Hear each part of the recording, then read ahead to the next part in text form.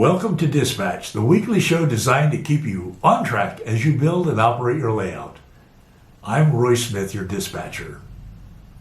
On tonight's show, your layout photos, the question of the week, your comments, and a big shout out.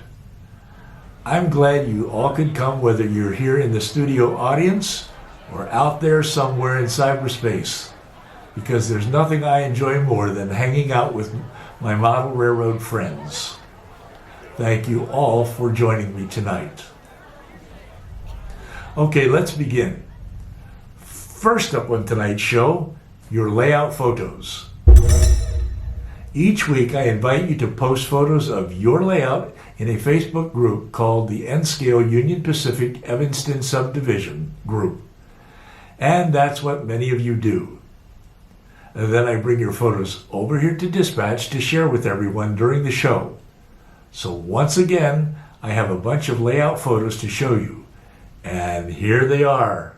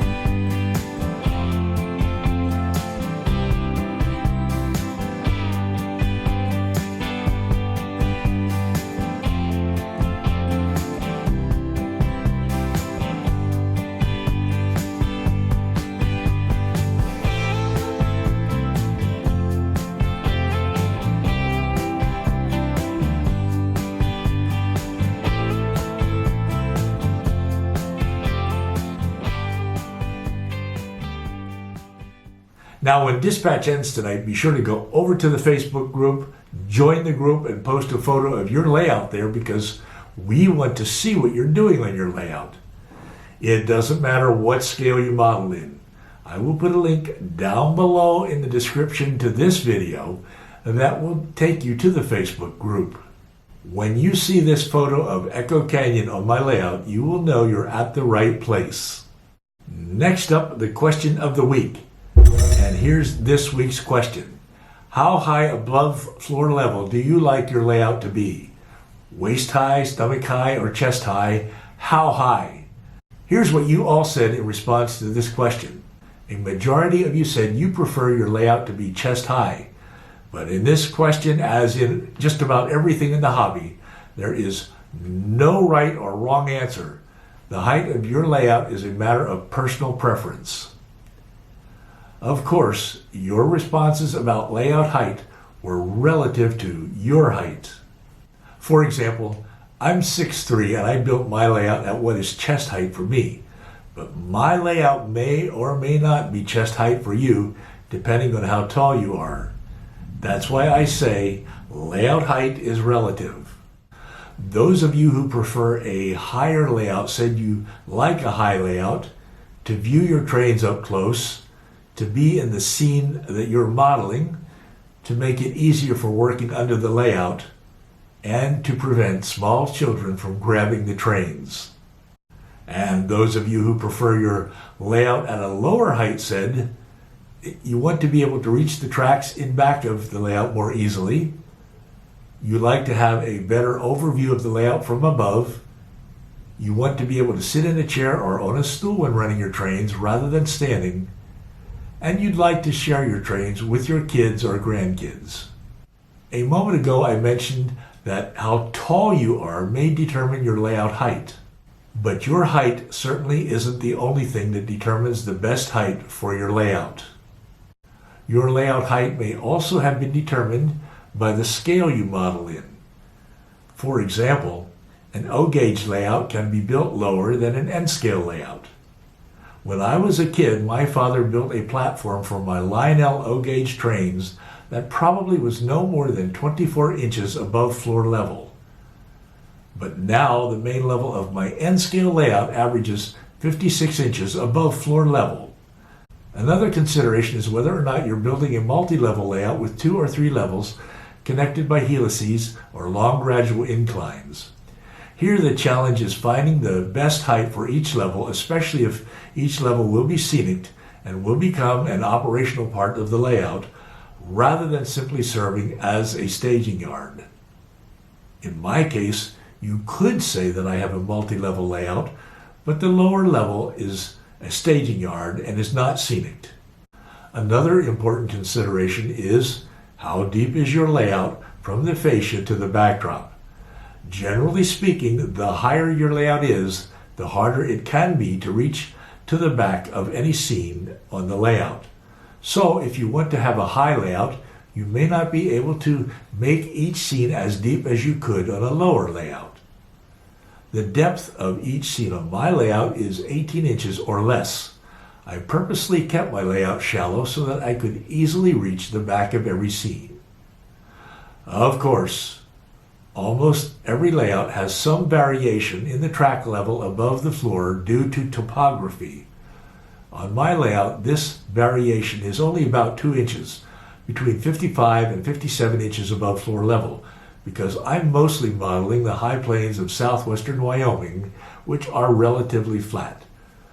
But you may be modeling a mountain layout with grades that can take your trains up and down considerable grades.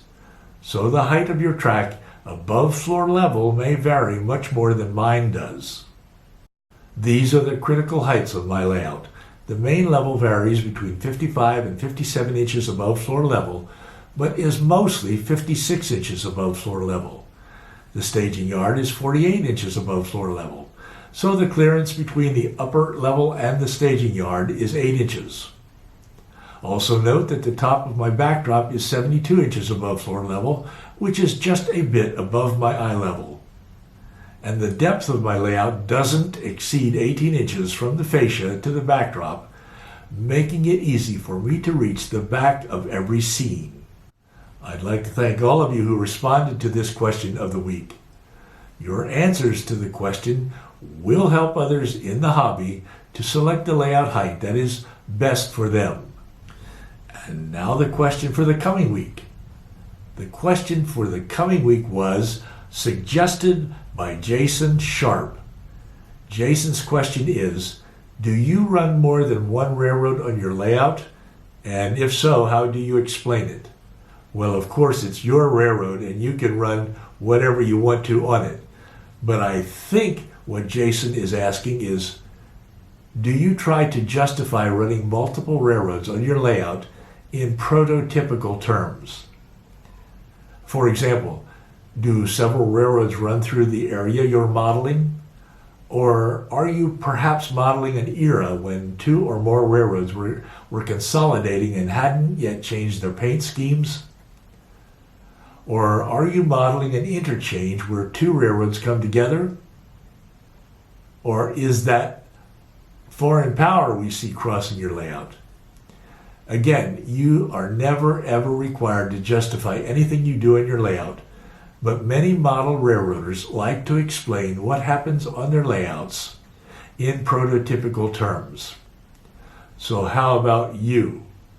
I want you to post your response to Jason's question in the comments down below, and then I will share your responses in Dispatch next week. Be sure to watch next week's show to see the answers to this question. Remember, the question for the coming week is, do you run more than one railroad on your layout? And if so, how do you explain it? And now it's time for your comments. This past Saturday, I uploaded a video called Preparing for Speed Matching. In this video, I showed you how I am preparing my diesel locomotives for speed matching, and I explained why speed matching your locomotives is so important. Having prepared my locomotives for speed matching, as I did in this video, I can now go ahead and actually speed match them, consist them, and run them as multiple units at the head of my trains. And I plan to do all of that in my upcoming video this Saturday. Let's take a look at a clip from the video. Today I'm preparing to speed match my diesel locomotives, and I'm doing it right now.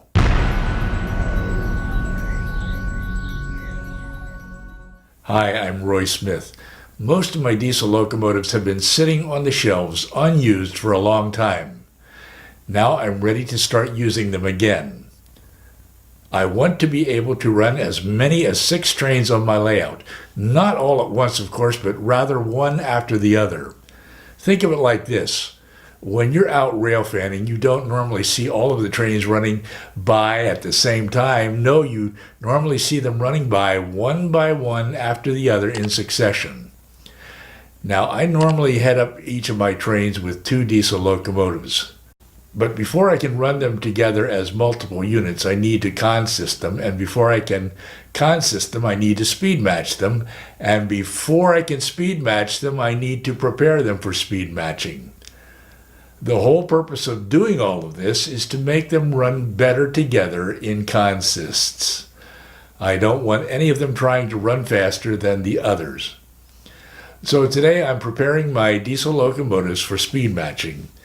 And in next week's layout update, I will actually speed match them, consist them, and run them at the head of trains on my layout. I received a ton of comments from you in response to this video. Here's what a few of you had to say. Sparky107 wrote, "Do you match them all or only 2 together?" Sparky, at this point I'm planning to just match them 2 together at a time, rather than speed matching the entire fleet. However, speed matching the entire fleet does have advantages. For example, if I speed match the entire fleet, then I could run any 2 diesels together in consist.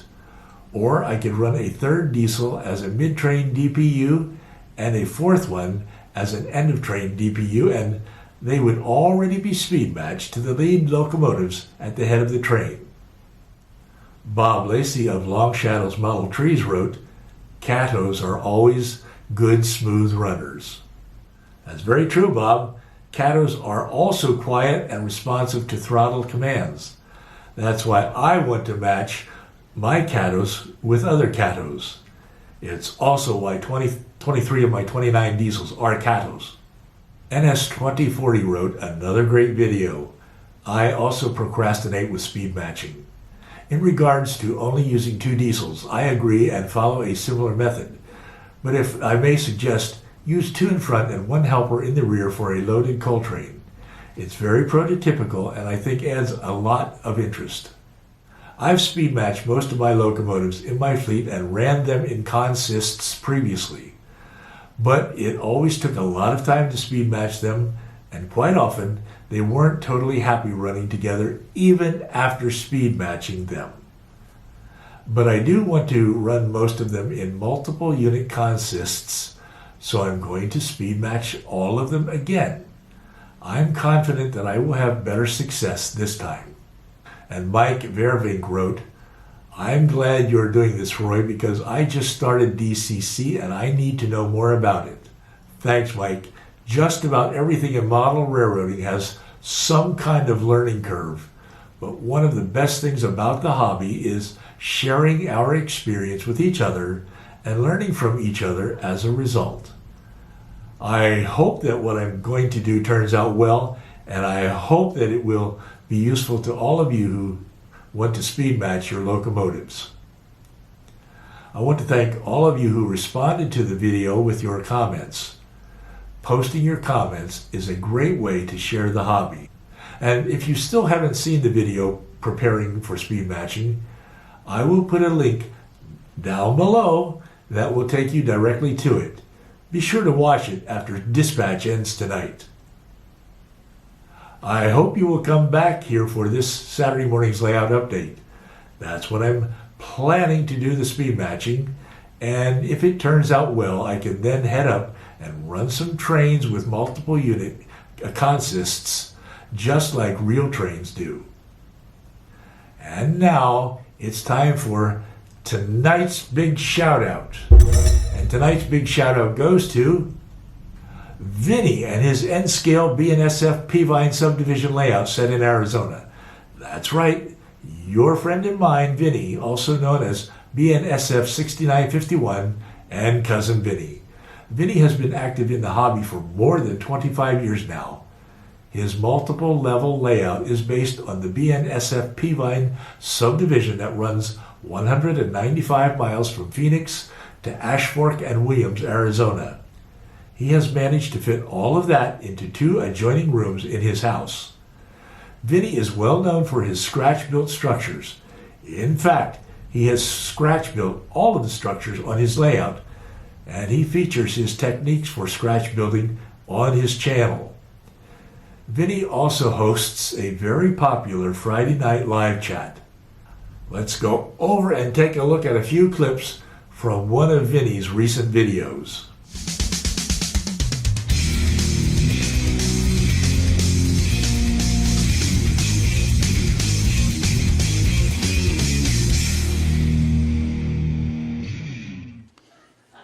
Alright guys, we're having a regular op session here at my house today, and we are going to be doing an up and down and all around type of layout drum session today.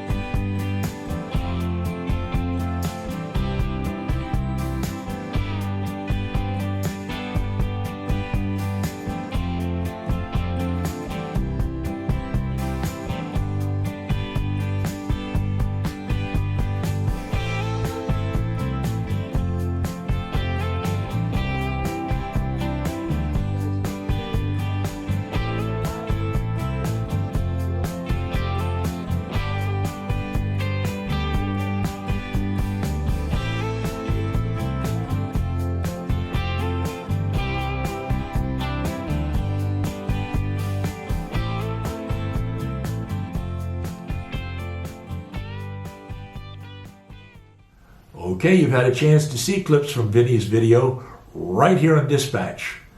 Now I want you to go over to his channel and check it out for yourself. While you're over there, be sure to subscribe and tell Vinny that Roy Smith sent you.